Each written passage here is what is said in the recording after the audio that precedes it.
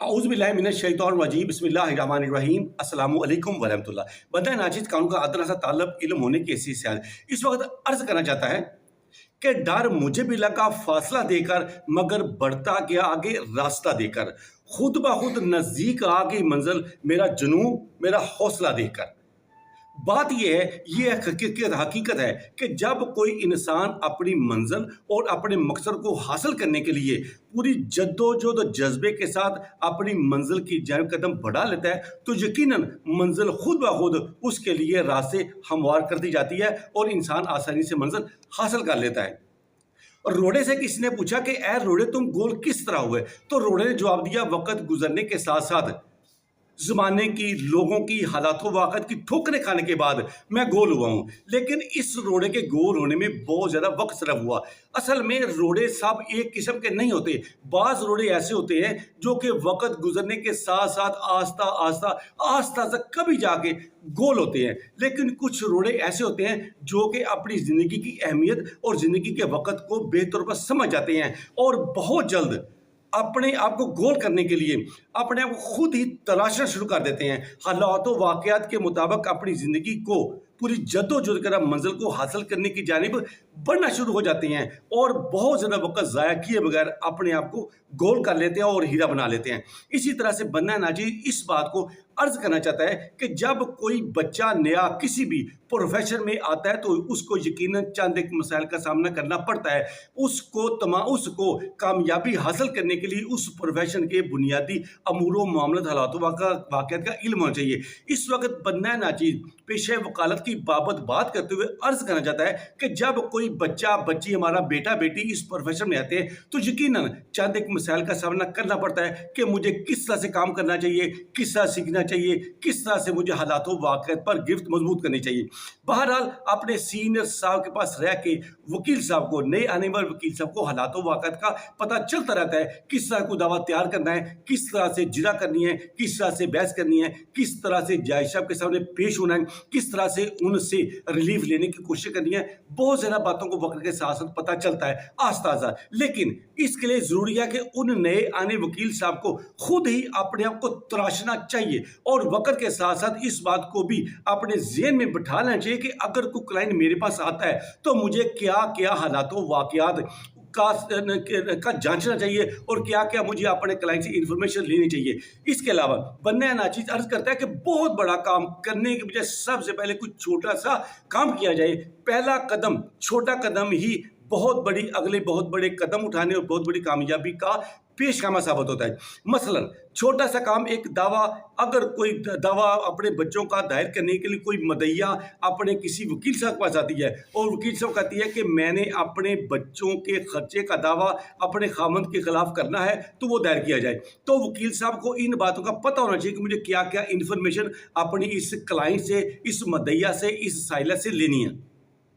इस बाबत बन्ना नाज़िर अर्ज करता है कि वकील साहब को चाहिए कि वो सबसे पहले अपनी क्लाइंटा से निकाहनामा वसूल करें, इसके बाद बच्चों की तारीख पैदाइश वसूल करें, नादरा का FRC सर्टिफिकेट वसूल करें, जिस तरह से उन्हें पता चल जाएगा कि बच्चे कितने हैं, उनकी उम्रें कितनी हैं। इसके अलावा वकील साहब ये पूछे कि बच्चे कितनी क्लासों में पढ़ते हैं, क्या सारे पढ़ते हैं कि नहीं पढ़ते, जो पढ़ते हैं उनके स्कूलों का नाम, उनके फीसें जमा करवाने की रसीदात, दाखिल करवाने की रसीदात, उनकी बुक्स खरीदने की रसीदात और दीगर वो तमाम रसीदात जो पैसे स्कूल में मदइया जमा करवाती है, उनकी रसीदात अपने क्लाइंट से वसूल करें।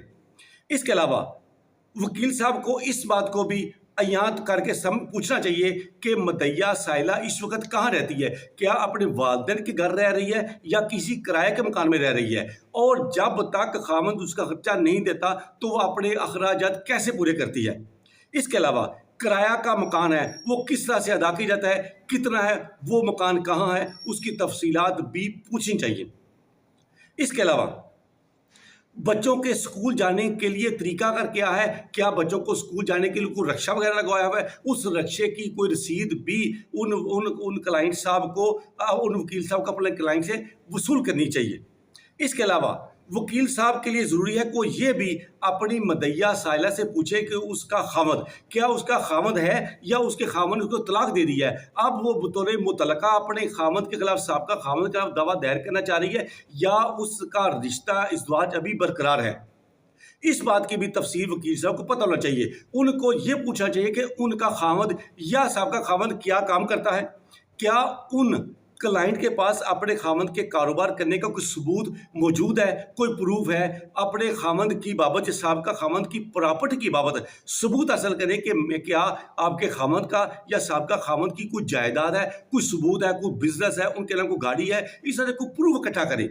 ان تمام باتوں کو وکیل صاحب کو چاہیے کہ وہ اپنی نوٹ بک پر تیار کریں اور محض اپنی یادداشت پر انحصار نہ کریں, چونکہ نوٹ بک میں لکھی بات ہر وقت سامنے آ سکتی ہے, بعض اوقات یادداشت میں آنے والی باتیں ساری ذہن میں نہیں رہتی. اس لیے ضروری ہے کہ یہ اصل میں کوئی بھی مقدمہ حالات و واقعات کی بہتر طور پر جاننے کے بعد پھر ان کی بہتر وضاحت کرتے ہوئے کامیابی حاصل کرنے کے راستے آسان جاتے ہیں. کہنے کا مطلب یہ کہ جس طرح سے حالات و واقعات فریقین کے حاصل کر لیتے ہیں اس طرح سے ہمیں ہماری کامیابی کے ذرائع آسان ہو جاتے ہیں. اس کے علاوہ وکیل صاحب کو یہ پوچھنا چاہیے کہ اس کا خامند یا سابقہ خامند کتنے بہن بھائی ہیں, ان کا کاروبار کیا ہے, وہ کس طرح سے رہ رہی ہے, کیا ان کا خامند اپنے والد کے ساتھ اکٹھا رہ رہا ہے, ان کی جائیداد کتنی ہے, ان کا کاروبار کتنا ہے, ان کے بھائیوں میں سے کسی نے کوئی طلاق دی ہے کہ نہیں دی, بہنوں میں سے کس نے طلاق لی دیا کہ نہیں, ان کے معاملات کیا ہیں. اس کے علاوہ وکیل صاحب کو یہ بھی اپنی کلائنٹہ سے پوچھنا چاہیے کہ آپ کی کتنی بہنیں ہیں,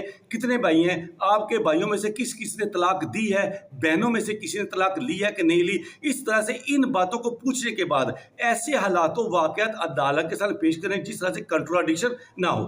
جب وکیل صاحب ایسے حالات و واقعات کو اکٹھا کر کے دعویٰ تیار کریں گے تو ان کے لیے آسانی ہوگی. اس کے علاوہ جو اپنی کلائنٹہ اگر اپنے جذبات کا اظہار انتہائی تلخی مزاج میں اپنے خامد کے امور و معاملات کو واضح کرتی ہے, ان کو بھی واضح طور پر تحریر کریں اور اپنے بیان الفی یا دعویٰ لکھتے ہوئے کوئی نہ کچھ صریحاً کو نوٹ دے دیں کہ مدعیہ کے خامد میں یہ کمیاں کوتاہیاں پائی جاتی ہیں. اس طرح سے وکیل صاحب کو مقدمے کامیابی حاصل کرنے میں آسانی ہوگی. اللہ تعالیٰ میرے لیے اور آپ کے لیے مزید آسانی فرمائے. آمین ثم آمین. خدا حافظ.